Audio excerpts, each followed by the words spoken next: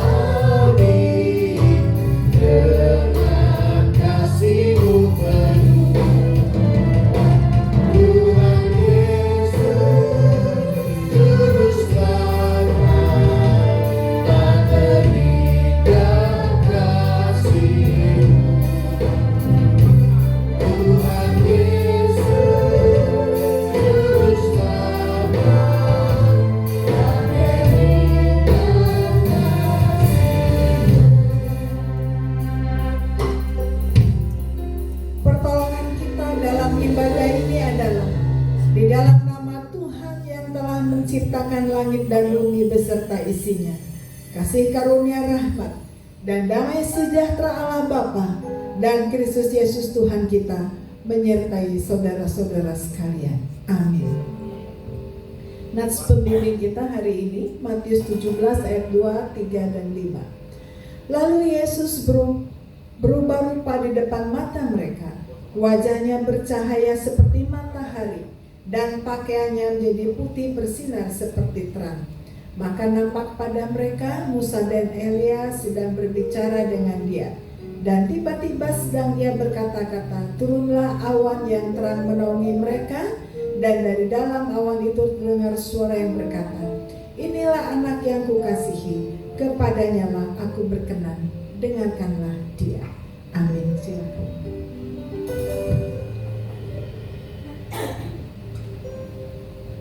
Shalom Bapak Ibu yang terkasih dalam Kristus. Kita percaya hari ini kita semua diberkati Tuhan dan kita penuh sukacita penuh di dalam hidup kita. Mari kita siapkan hati kita untuk kita boleh menyembah Tuhan. Kita datang ke hadapan Tuhan dengan pengucapan syukur kita. Kita berterima kasih kepada Tuhan karena kebaikan yang Tuhan berikan selama 1 minggu penuh. Tuhan berikan kita kekuatan dan kesehatan dalam hidup kita.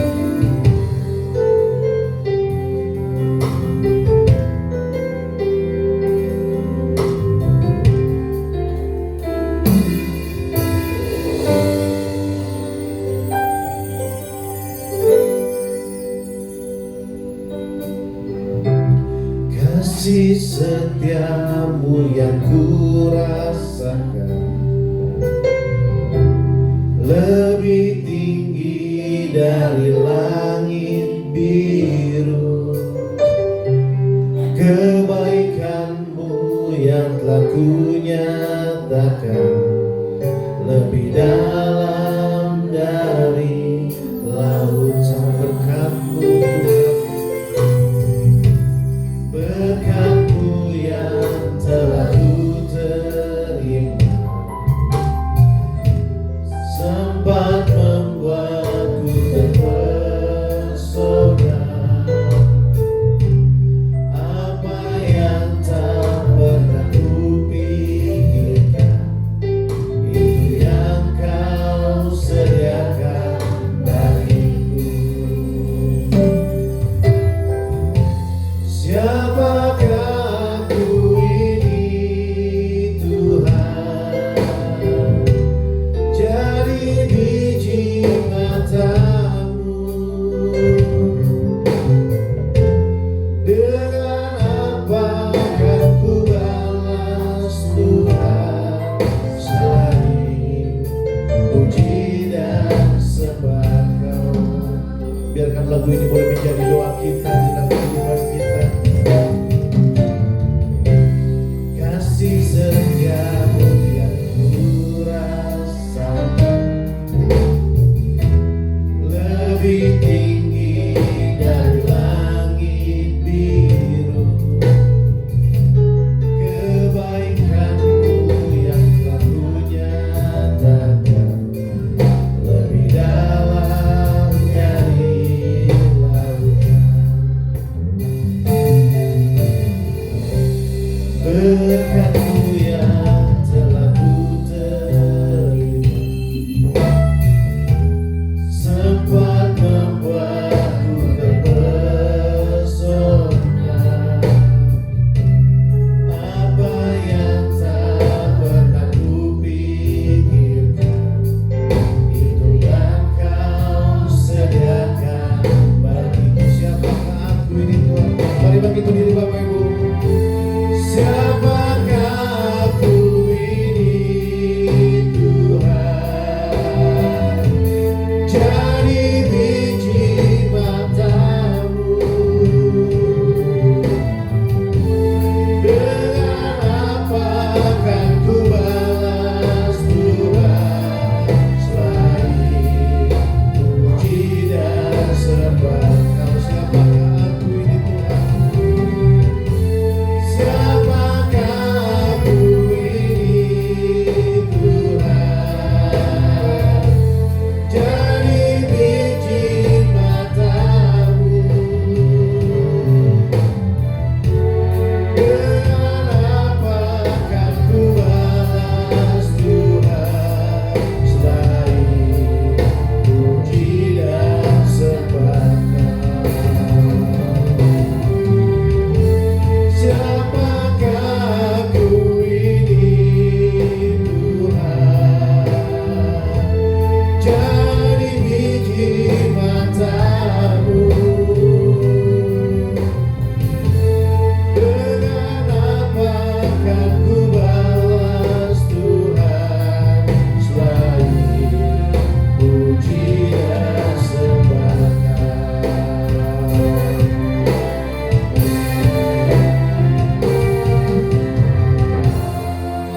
Terima kasih Tuhan, kami menyembah Engkau Tuhan, kami tinggikan nama-Mu Tuhan. Kami percaya Tuhan, kami ada saat ini karena Tuhan baik terhadap kami Tuhan. Kami menyembah Engkau Tuhan, ku sembah Kau, ku sembah Kau Tuhan.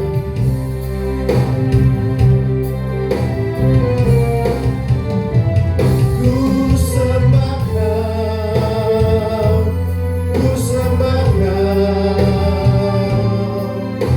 Tak dapat ku membalas kasih-Mu. Ku sembah Kau, ku sembah Kau Bapa. Ku rindu selalu menyenangkan. Ku sembah Kau, ku sembah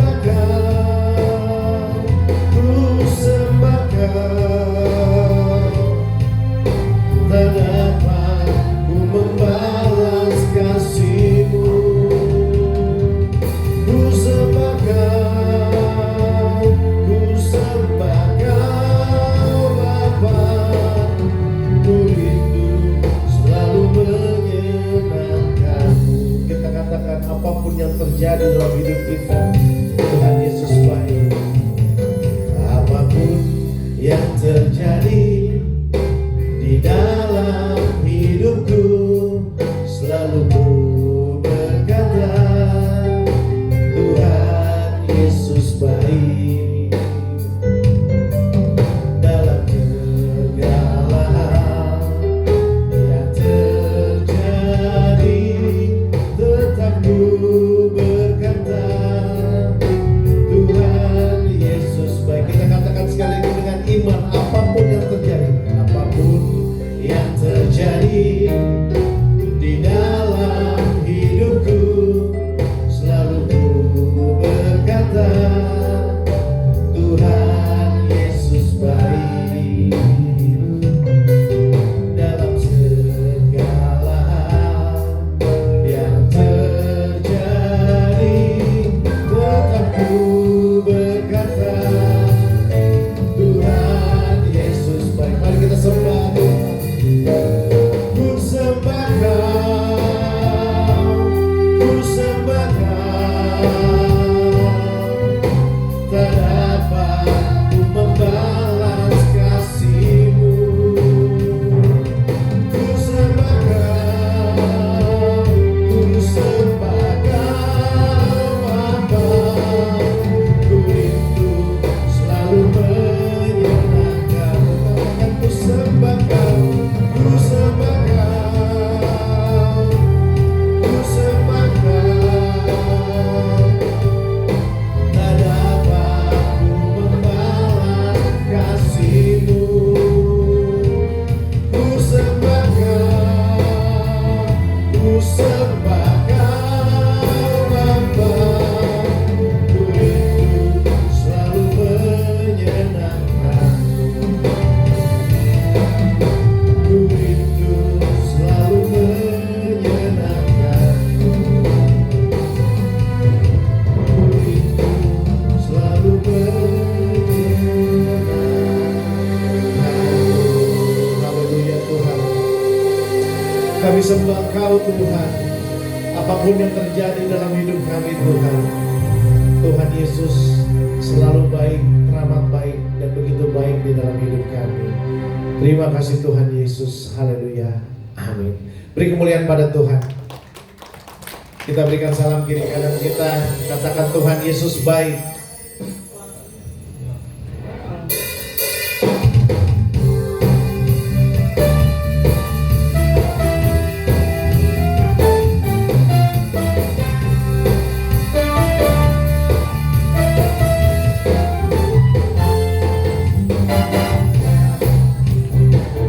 Ini ku rasa bahagia berkumpul bersama saudara semua.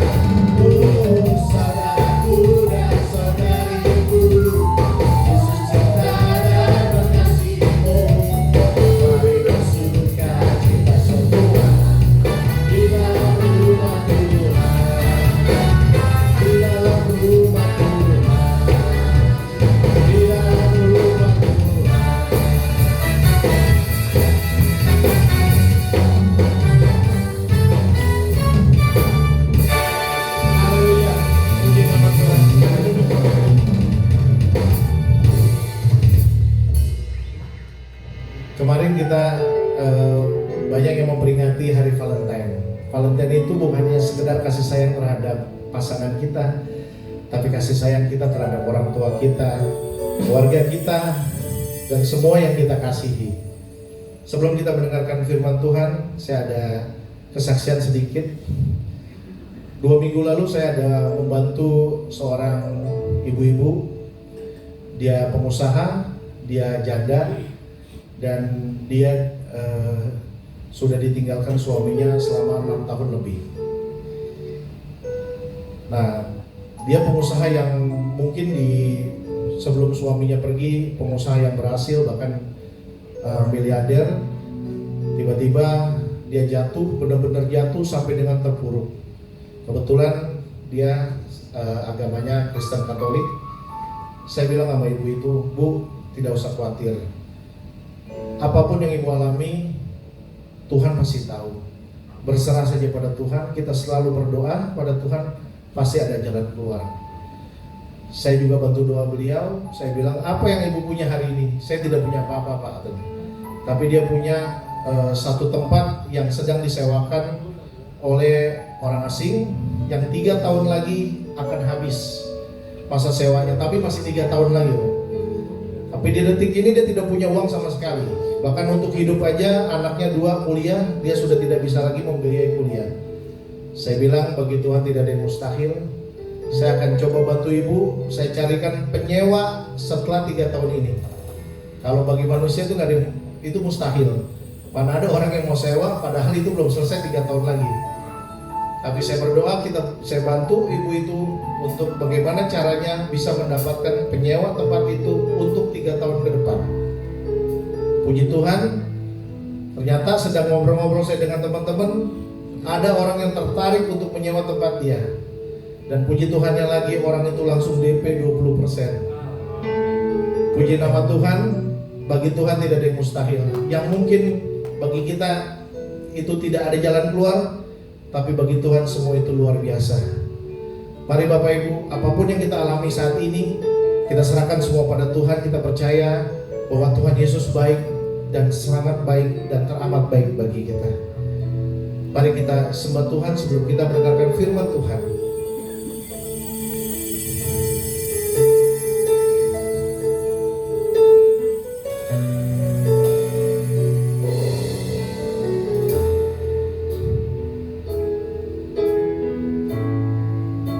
Bersyukur selalu bagi kasih-Mu di dalam hidupku,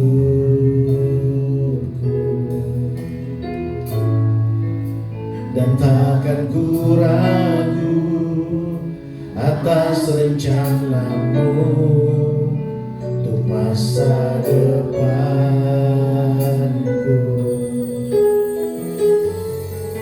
Sebagai Bapa yang baik, takkan pernah Kau melupakanku. Sebagai Bapa yang sangat baik, takkan pernah Kau meninggalkanku. Menari dan bersuka padamu, oh Yesusku, dan ku kan minum air-Mu bagai nusa hidup selalu. Ku hidup dalam-Mu dan hidupku di dalam-Mu, oh Yesusku, Kau sangat ku cinta. Biarlah waktu ini boleh menjadi doa kita.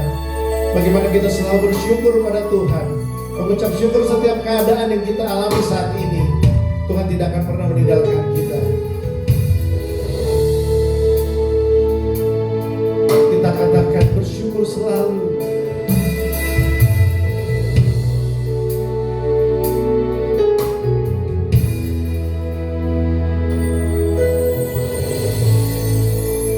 Bersyukur selalu bagi kasih kasih-Mu di dalam hidupku,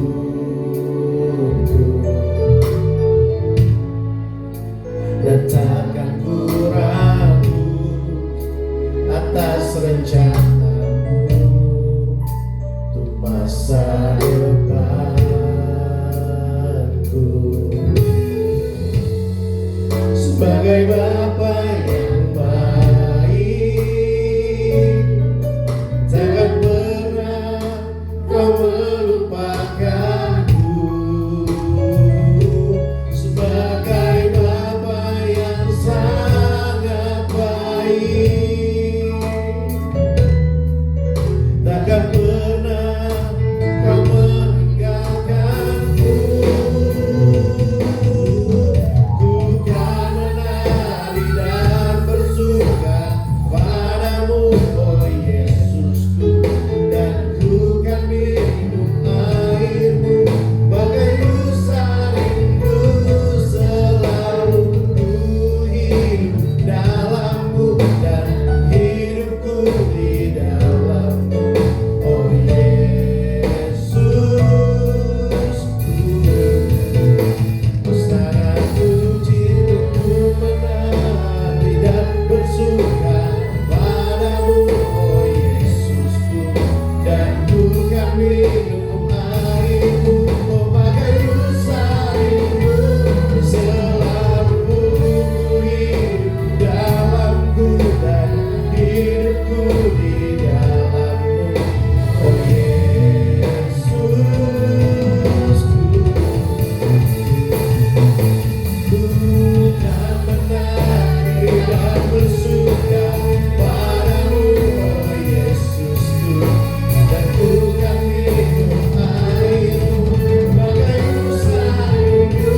Selalu ku hidup dalam-Mu dan hidupku di dalam-Mu, oh Yesusku. Kau sangat ku cinta.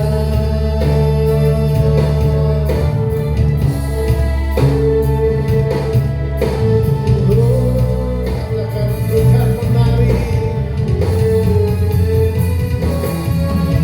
ku kan menari dan bersuka padamu, oh Yesusku, dan ku kan minum air-Mu bagai lusa rindu. Selalu ku hidup dalam-Ku dan hidupku di dalam-Mu, oh Yesusku. Oh Yesusku, katakan, oh Yesusku, Kau sangat ku cinta, Kau sangat ku cinta.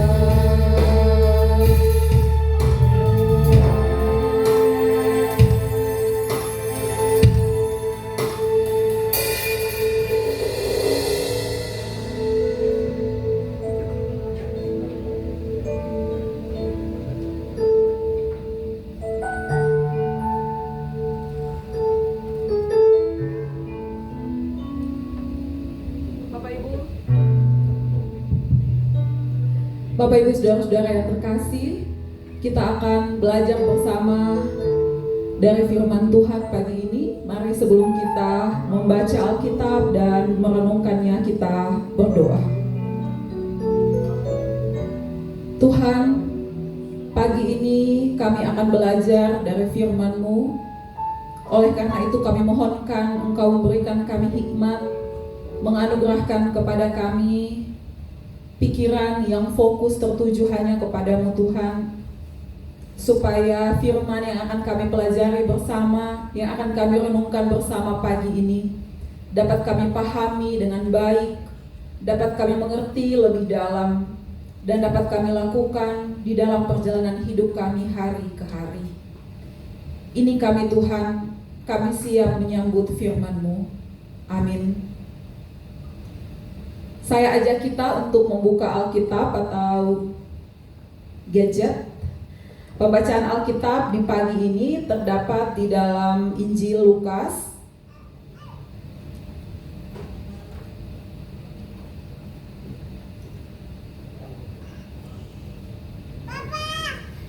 Lukas pasal 9 ayat 28 sampai 37. Lukas pasal 9 ayat 28 sampai 37.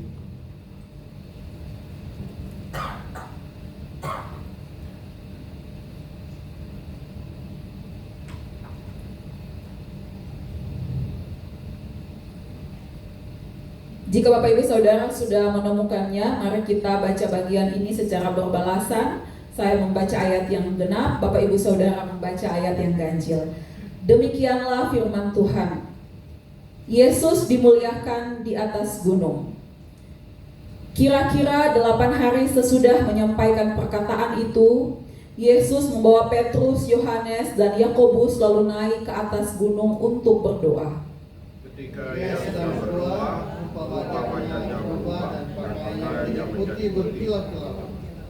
Tampaklah 2 orang berbicara dengan dia, yaitu Musa dan Elia. Keduanya mengembangkan diri dalam kemuliaan dan bicara tentang tujuannya yang akan genapinya di Yerusalem. Sementara itu Petrus dan teman-temannya telah tertidur, dan ketika mereka bangun, mereka melihat Yesus dalam kemuliaannya dan kedua orang yang berdiri di dekatnya itu. Dan ketika itu hendak meninggalkan Yesus, Petrus berkata kepadanya, Guru, betapa bahagianya kami berada di tempat ini. Baiklah kami mendirikan sekarang 3 kemah, satu untuk kau, satu untuk Musa, satu untuk Elia. Tetapi saya tahu apa yang dikatakannya itu. Sementara ia berkata demikian, datanglah awan menaungi mereka. Ketika mereka masuk ke dalam awan itu, takutlah mereka. Maka terdengar suara dari dalam awan itu yang berkata, Inilah anakku yang kupilih, dengarkanlah dia. Ketika suara itu terdengar, tampaklah Yesus tinggal seorang diri. Pada masa itu murid-murid itu diam dan tidak menceritakan kepada siapapun apa yang telah mereka lihat itu. Ayat 37.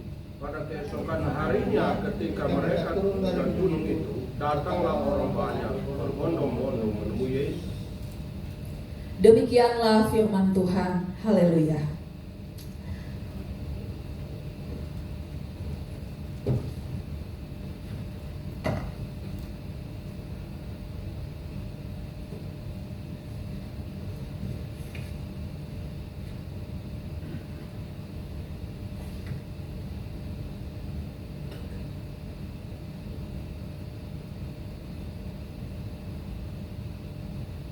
Bapak Ibu Saudara-saudara yang terkasih, tadi saya membaca Alkitab TB2 ya. Jadi jika ada Bapak Ibu yang kebingungan kok kayaknya lain dengan punya kita, ya karena saya menggunakan terjemahan baru 2 edisi kedua ya, terjemahan baru 2. Bapak Ibu Saudara-saudara yang terkasih, Shalom.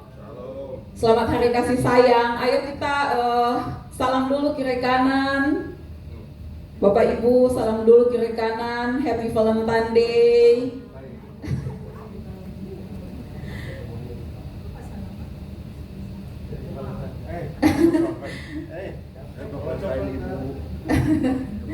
Iya. Adakah yang semalam ada acara kah anak-anak muda? Biasanya ada acara kumpul-kumpul, tukaran kado.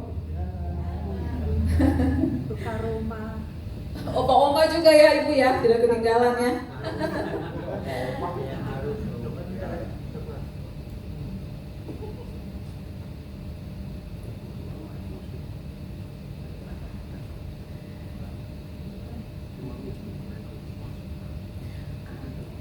Iya, Bapak Ibu Saudara-saudara yang terkasih, tidak terasa ya kita sudah ada di hari ke-15 di bulan Februari. Sebentar lagi Natal Bapak Ibu.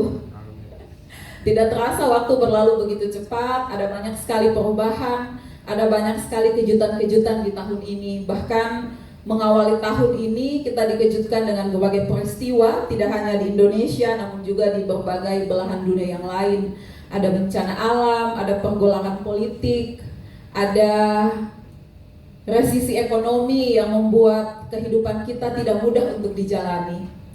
Namun, seperti lagu tadi ya, selalu kukatakan Tuhan Yesus baik, apapun keadaan yang sedang kita hadapi. Bapak Ibu Saudara, apakah yang Bapak Ibu rasakan ketika Bapak Ibu jalan-jalan ke puncak? Adakah yang mau berbagi perasaan? Ke puncak itu luas ya, ada Puncak Bogor, ada juga Cipanas. Adakah yang berbagi perasaan? Panahor pertama kali ke puncak? Capek ya Pak? Macet. Kalau sudah sampai di atas, melihat pemandangannya ya sekalipun macet ya, lumayan ya Pak, menarik nafas lega Pak Pendeta Semi. Bapak Ibu Saudara, tahun lalu saya sekeluarga diajak oleh beberapa sahabat kami di Pulau Gebang retreat keluarga ya, beberapa keluarga gitu bikin retreat di Puncak Pas. Bapak Ibu tahu ya Puncak Pas. Nah di situ ternyata saya baru tahu dan baru lihat ada perubahan. Jadi di Puncak Pas itu dibikin mau bilang monumen juga bukan ya, tapi ada spot foto di situ. Nah dulu sekitar 10 tahun lalu belum ada. Waktu saya masih kuliah dan jalan-jalan ke sana ternyata itu belum ada. Nah, ketika setahun lalu ke sana saya kaget. Banyak orang, banyak mobil berhenti di Puncak Pas itu untuk berfoto. Nah, ternyata ketika kita atau saat itu saya turun juga untuk berfoto di situ, ada di tempat itu, di tempat yang tinggi lalu melihat ke bawah, wow, itu pemandangan yang luar biasa. Selain udara yang sejuk, ya, pemandangan yang indah, tapi juga sebuah kekaguman terhadap kemahakuasaan Tuhan. Bahwa ternyata kita ini sangat kecil dan Tuhan itu tidak terdefinisikan oleh pikiran kita. Maha agung, maha luas, maha pencipta, maha segalanya. Yang saya rasakan ketika berada di tempat yang tinggi, di puncak yang tinggi, sekalipun tadi kalau Pak Nahor dan Pak Pendeta Semi berbagi perasaan, aduh macet kalau ke puncak, iya benar, kami juga kena macet. Tapi ketika sampai di atas ada perasaan yang lega, kagum, senang, bahagia ada di sana. Bapak Ibu Saudara, pernahkah juga kita merasa begitu dekat dengan Tuhan dalam sebuah pendakian kita ke gunung spiritual? Misalnya dalam sebuah KKR, kegiatan kebangunan rohani, atau retreat, atau saat teduh yang dalam. Kita sampai pada puncak spiritual kita dan kita merasa wow, ternyata dekat dengan Tuhan, berada di puncak kekudusan Tuhan itu begitu indah rasanya, begitu nyaman, begitu teduh hati saya. Pernahkah murid-murid dalam teks ini nyatanya sampai pada puncak perasaan spiritual? Kalau kita baca tadi ya, Yesus mengajak beberapa murid untuk ke gunung ya. Kalau dibilang gunung berarti kita jalan tuh tidak rata ya Bapak Ibu ya. Kita mendaki. Jadi kalau lelah ya lelah, lapar, haus ya iya. Namun yang mereka alami di sana adalah sesuatu yang menakjubkan. Ya, mungkin saja seperti kita atau seperti saya ya.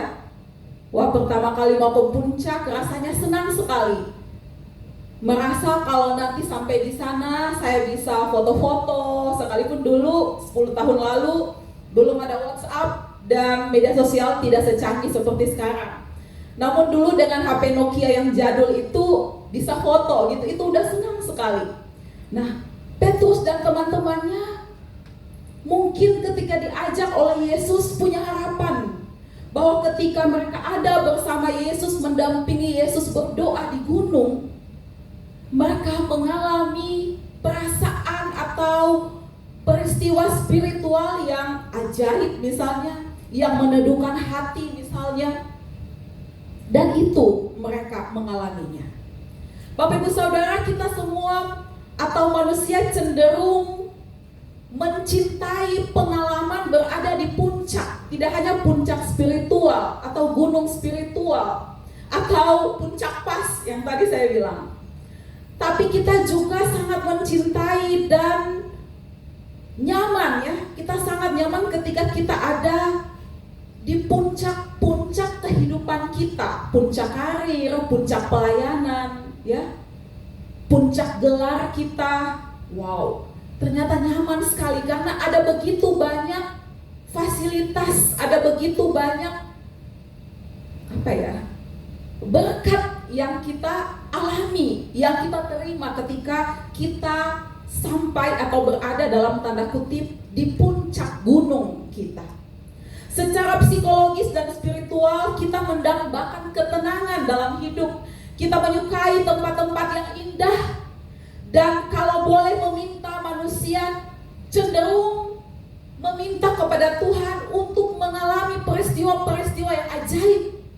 Wah Tuhan, kalau boleh lakukan sesuatu bagi hidup saya, ubah hidup saya secara spiritual, secara luar biasa, secara hebat. Kalau boleh Tuhan, tunjukkan pada musuh saya betapa ajaibnya Tuhan. Berkati saya, supaya ketika saya berkata gunung berpindah, maka gunung berpindah. Kita menyukai berada atau mengalami hal-hal yang ajaib. Itulah sebabnya ketika Yesus membawa Petrus dan Yohanes serta Yakobus ke gunung yang tinggi, mereka pun, saya bilangnya dalam beberapa tafsiran, mereka ketika diajak dan memberi diri untuk pergi, tentu punya harapan, yang tadi saya bilang awal, untuk mengalami sesuatu bersama Yesus. Namun hari ini kita tidak hanya belajar tentang sampai di puncak gunung, namun kita belajar juga bahwa ketika kita sampai di puncak gunung kehidupan kita, kita mendapatkan sebuah perspektif spiritual, tetapi kita tidak lupa untuk kembali turun gunung untuk melakukan misi kita. Kita naik untuk melihat kemuliaan dan kekudusan Yesus, tetapi kita juga turun untuk menjadi perpanjangan tangan Yesus. Kita ikut kebaktian rohani, kita ikut ibadah-ibadah seperti ini, bersaat teduh. Kita mengalami Tuhan lebih dalam, spiritual kita terbentuk, tapi tugas kita tidak sampai di situ. Kita harus turun gunung. Oleh karena itu saya tadi minta sebenarnya pembacaannya hanya sampai di ayat 36. Tapi saya minta kita baca 37 karena di situ ada keterangan bahwa keesokan harinya mereka turun gunung. Yesus beserta murid-murid turun gunung. Untuk apa? Melanjutkan pelayanan. Bapak Ibu saudara-saudara yang diberkati, seringkali kita ingin hidup kita berubah tetapi enggan mendaki. Tuhan, saya ingin karir saya naik, saya ingin dipromosi, saya ingin pelayanan saya bertumbuh, saya ingin dihormati, saya ingin dihargai, saya ingin anak saya berhasil. Namun kita enggan mendaki gunung. Kita malas menghadapi tantangan, kita mundur sebelum berperang, kita mudah menyerah. Beberapa teman menceritakan, wah usaha saya gulung tikar. Ada beberapa teman ya, teman-teman pendeta muda di gereja yang lain, tapi udah punya usaha, dan saya kagum sama mereka. Namun di awal tahun ini ekonomi makin sulit, dan dalam percakapan kami via WA, wah kafe saya udah tutup, kafe kecil saya tutup. Saya bilang, oh tidak apa-apa, asal penting sudah berjuang. Tutup dulu, siapa tahu nanti buka lagi gitu. Bapak Ibu Saudara, tantangan di dunia perdagangan, di sisi pelayanan atau di medan-medan pertempuran kita yang lain itu banyak. Ya, ada orang yang belum apa-apa sudah menyerah. Tantangannya baru ABC sudah menyerah. Ada orang yang terus berperang. Bahkan kalau boleh, ya, hei tantangan, bisa dibilang ya, hei tantangan, datanglah, aku siap loh, aku siap. kamu datang aku hajar kamu, gitu ya. Itu orang dengan mental yang kuat, siap bertempur. Ya, dia selalu siap menghadapi apapun keadaannya.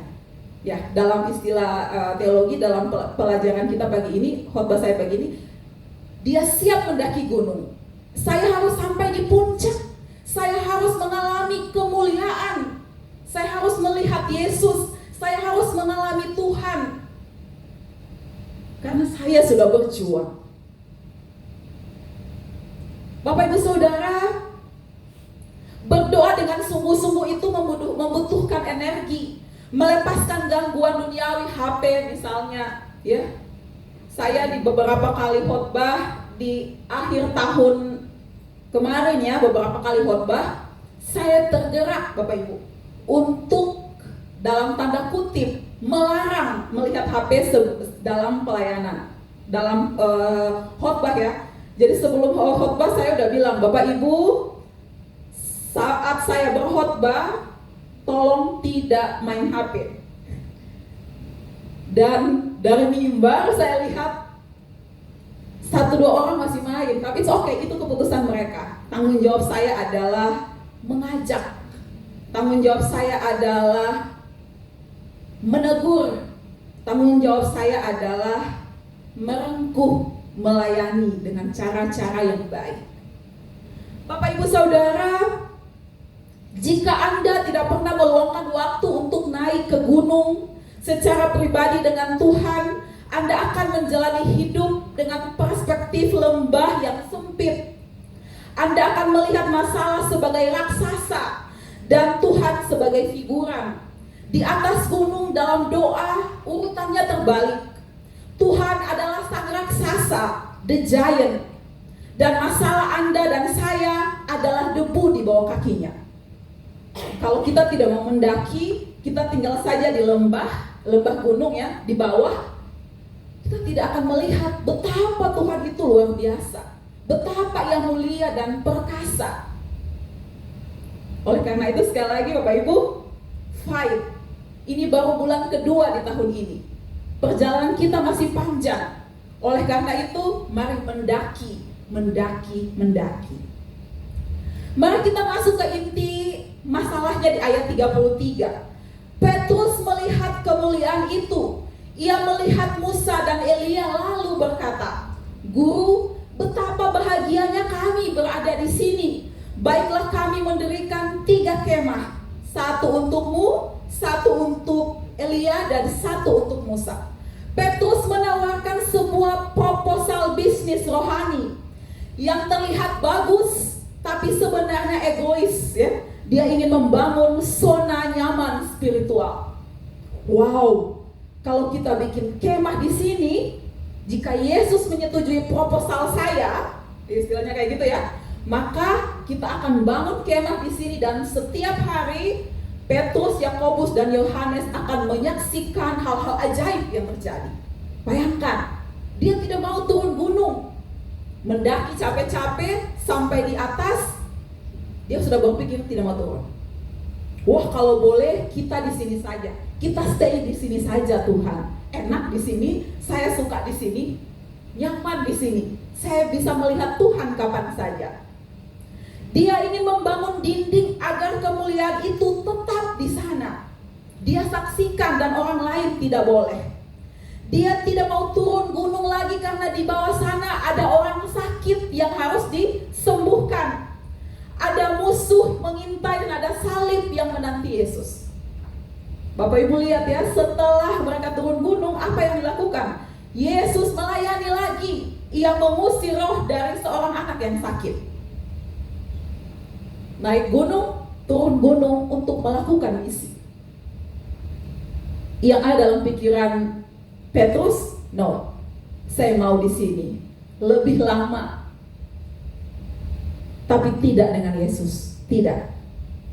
Pekerjaan misi kita adalah turun gunung. Bapak Ibu tahu bedanya wisatawan dan misionaris?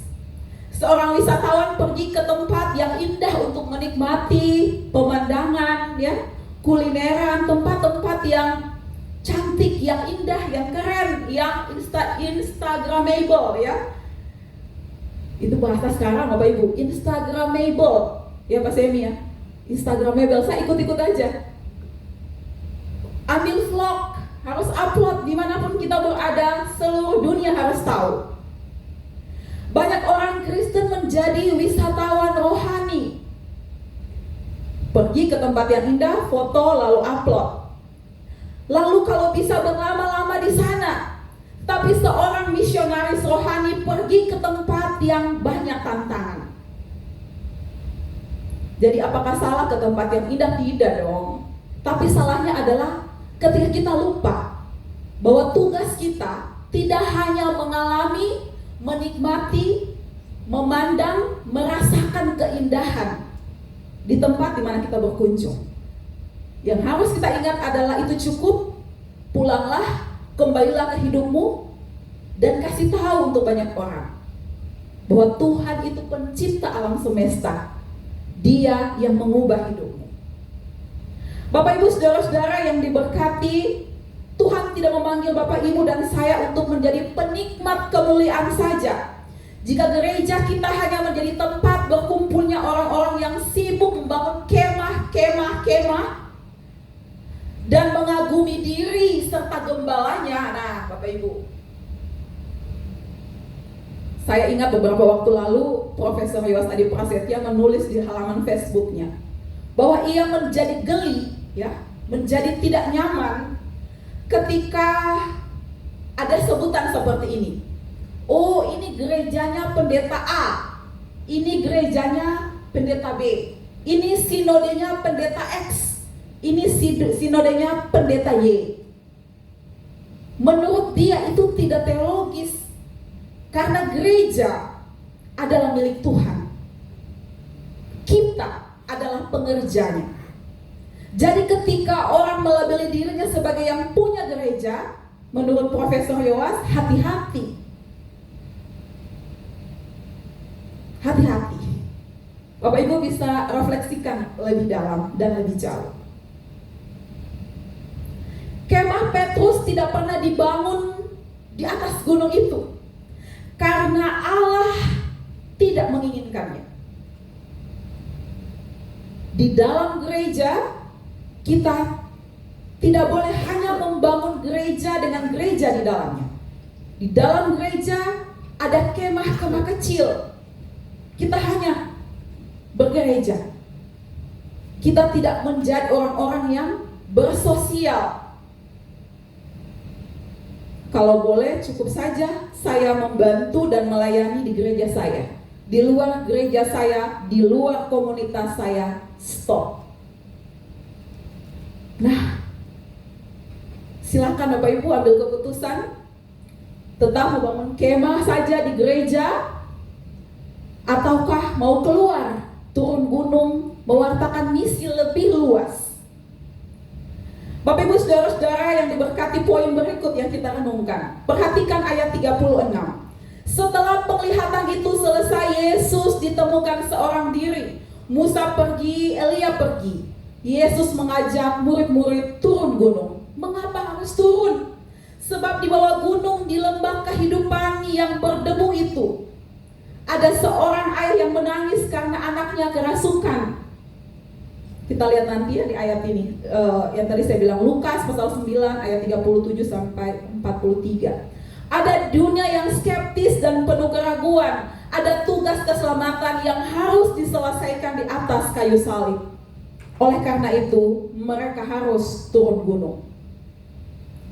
Jika di atas gunung Anda melihat kemuliaan Tuhan yang kudus, maka di lembah Anda dipanggil untuk hidup jujur di tengah lingkungan kantor yang korup misalnya. Di lingkungan gereja yang korup misalnya. Apakah ada korupsi di gereja? Pak Pendeta ada nggak?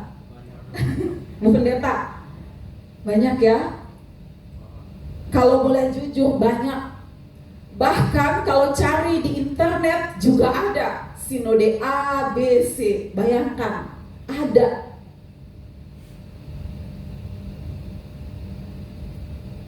Kita tidak bisa melakukan misi jika kita terus bersembunyi di dalam kemah-kemah yang kita bangun. Enggan keluar atau enggan turun gunung. Oleh karena itu Bapak Ibu, mari kita turun gunung, turun ke dalam masalah keluarga kita yang belum selesaikan.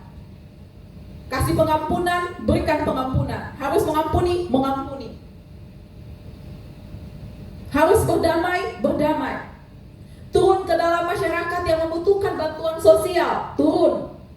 Ada seorang, saya lupa ya, ada seorang teolog barat, dia bilang begini, dia membayangkan bahwa di beberapa tahun mendatang, hari Minggu itu tidak ada lagi ibadah-ibadah seperti ini.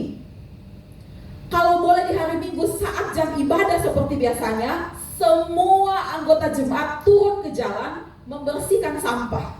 Bayangkan, dia bilang betapa bersihnya lingkungan daerah jika pada hari Minggu tidak usah ibadah, kerjakan kegiatan-kegiatan sosial. Turun ke jalan-jalan, turun ke panti-panti asuhan, berbagi kasih, tidak tunggu Natal, tidak tunggu Paskah. Lakukan kebaikan setiap hari Minggu dengan lebih sungguh-sungguh. Saya pikir benar juga ya. Tapi tidak ada yang seradikal itu di Indonesia.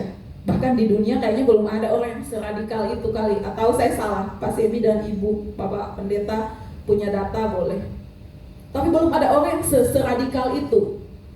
Di sinodenya misalnya, semua ibadah pada hari Minggu, pada bulan Januari misalnya diberhentikan. Ibadah kita, ibadah sosial keluar, ibadah ritual berhenti. Nanti Februari ibadah ritual lagi, misalnya seperti itu.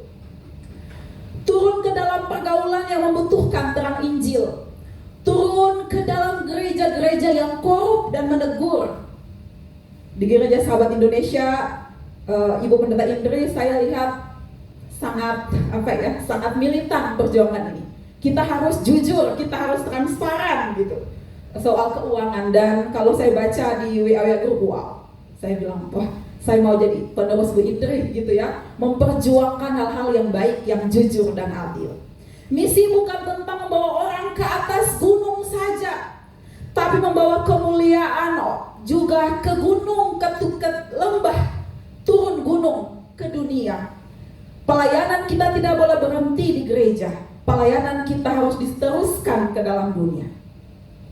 Bapak Ibu Saudara, khotbah ini diakhiri dengan satu kepastian.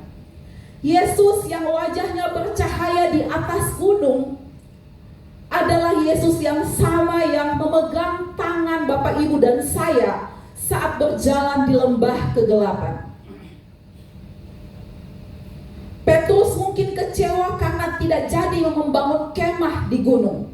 Tetapi ia mendapatkan sebuah perspektif baru, bahwa yang lebih mulia adalah turun gunung untuk melanjutkan misi. Saya mau tantang Bapak Ibu untuk minggu depan ini. Next. Apakah Bapak Ibu dan saya datang ke gereja hari ini hanya untuk membangun kemah atau kenyamanan pribadi dengan tujuan-tujuan pribadi, atau untuk mendapatkan kekuatan demi bermisi di besok hari? Identifikasi apakah ada lembah di dalam hidup kita. Artinya kita masih hidup di bawah, kita tidak mau mendaki, kita tidak mau di atas gunung untuk melihat Tuhan. Atau siapa saja orang yang masih hidup di lembah itu? Apakah ada orang-orang di kantor Anda, tetangga Anda, atau keluarga Anda, atau gereja ini yang butuh melihat cahaya Kristus melalui perbuatan Bapak Ibu dan saya minggu ini? Maksudnya minggu besok ini gitu ya. Jadi ini challenge untuk kita. Mulai besok ya, kita mulai start besok. Hari Senin sampai Minggu lagi. Kita berani nggak lakukan ini?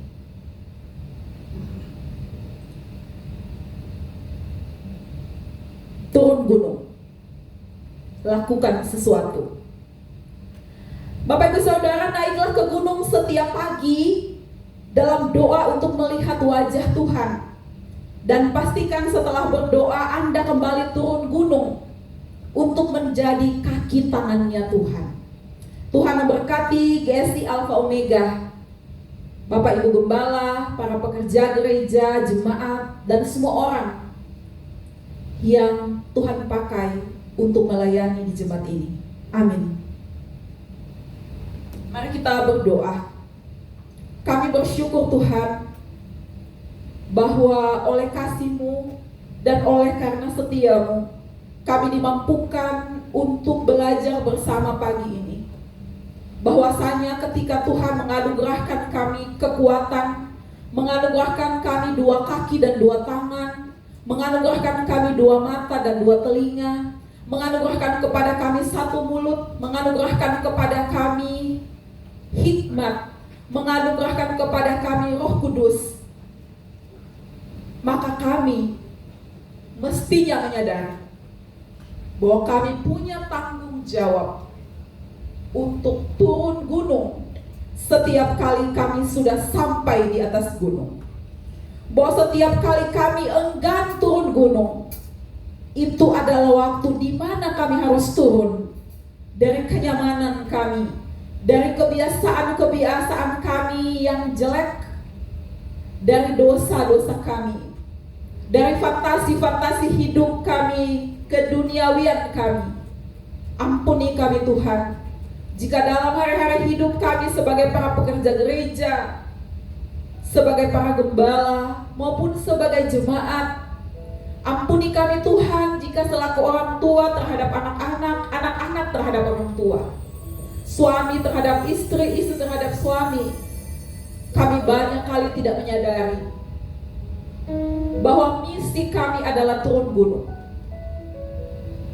Bahwa ketika kami telah mengalami Tuhan, kami harus cepat sadar untuk bekerja lagi, mewartakan kasih Tuhan lewat talenta yang kami miliki, lewat karunia yang Tuhan berikan, lewat berkat-berkat yang ada pada diri kami.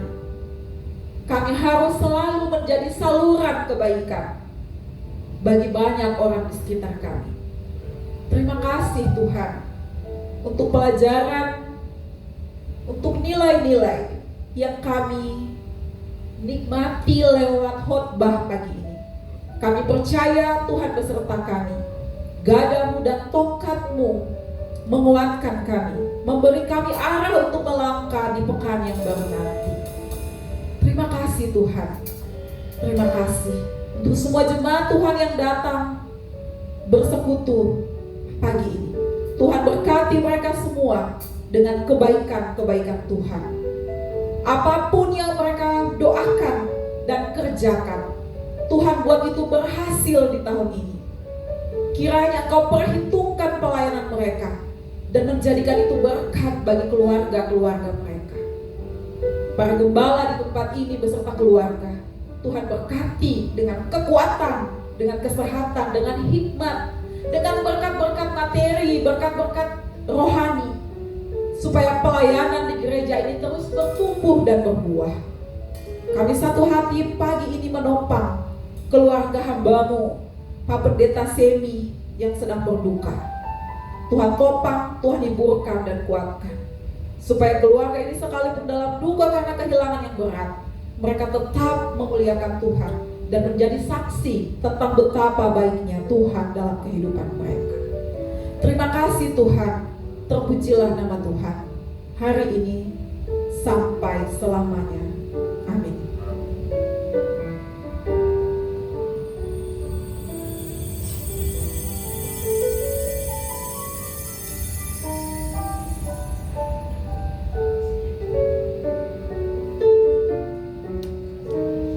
Puji nama Tuhan, terima kasih Bu Pendeta atas firman Tuhannya.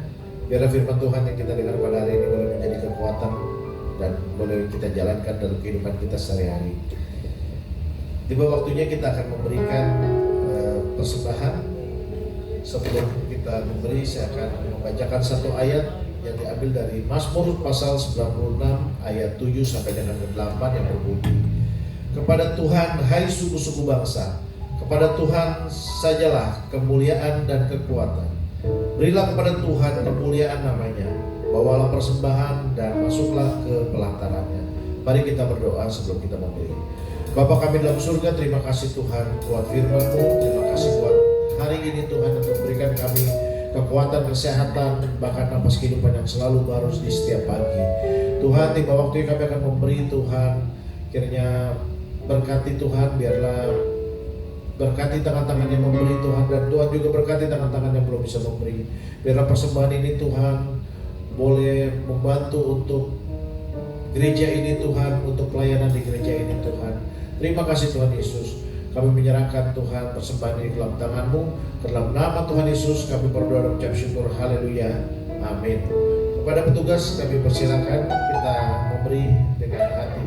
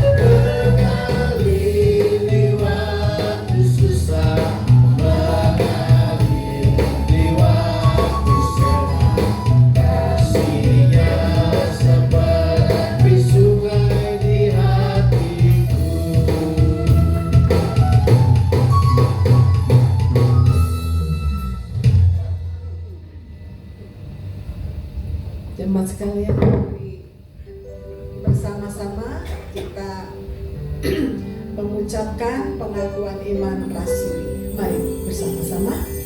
Aku percaya kepada Allah, Bapa yang Maha Kuasa, Khalik langit dan bumi, dan kepada Yesus Kristus, Anak yang tunggal Tuhan kita, yang dikandung dari Roh Kudus, lahir dari darah Maria, yang menderita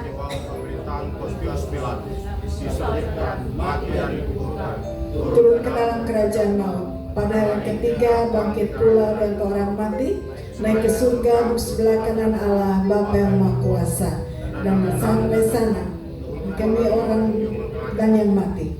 Aku percaya pada Roh Kudus, kerjaan kudus dan am, persekutuan orang kudus, pengampunan dosa, kebangkitan dan hidup yang kekal.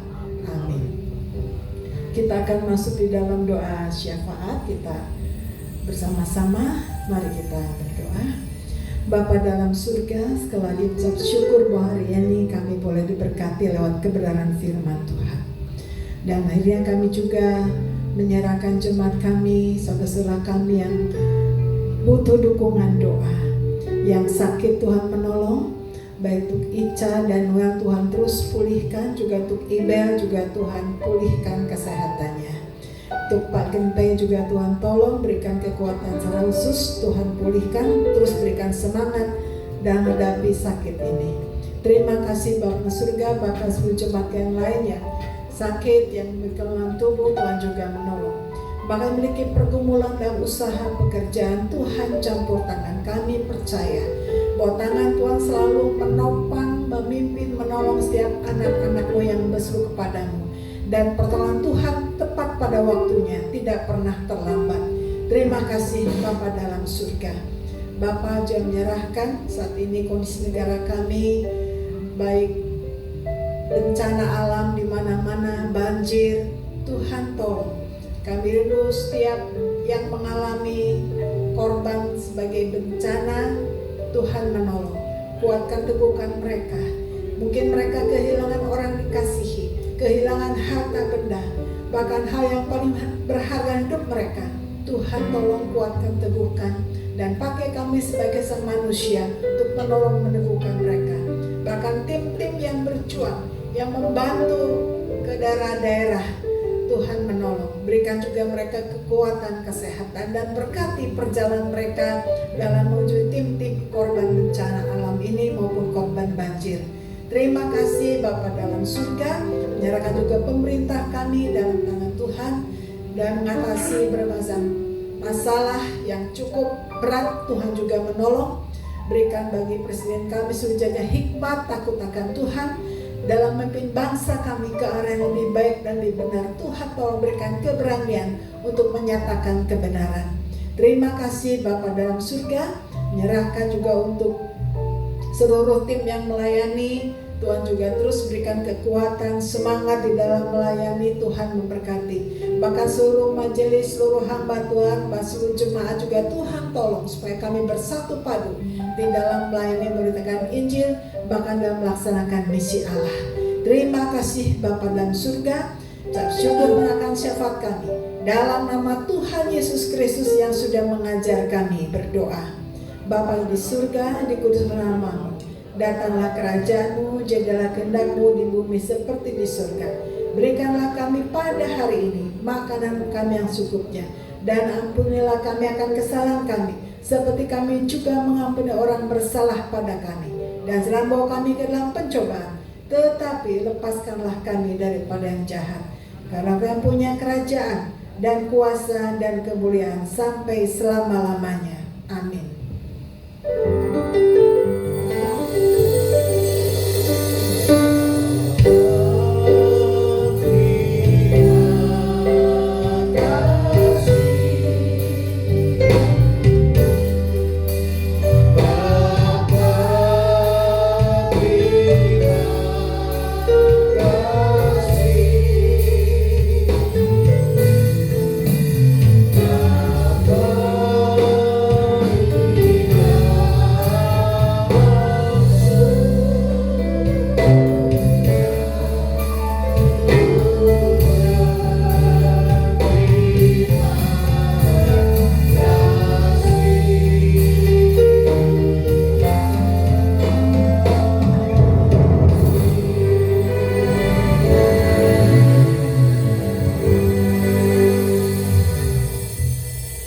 Jemaat, arahkan hatimu kepada Tuhan dan terimalah berkat-Nya. Tuhan memberkati engkau dan melindungi engkau. Tuhan menyinari engkau dengan wajah-Nya dan memberi engkau kasih karunia. Tuhan menghadapkan wajah-Nya kepadamu dan memberi engkau damai sejahtera.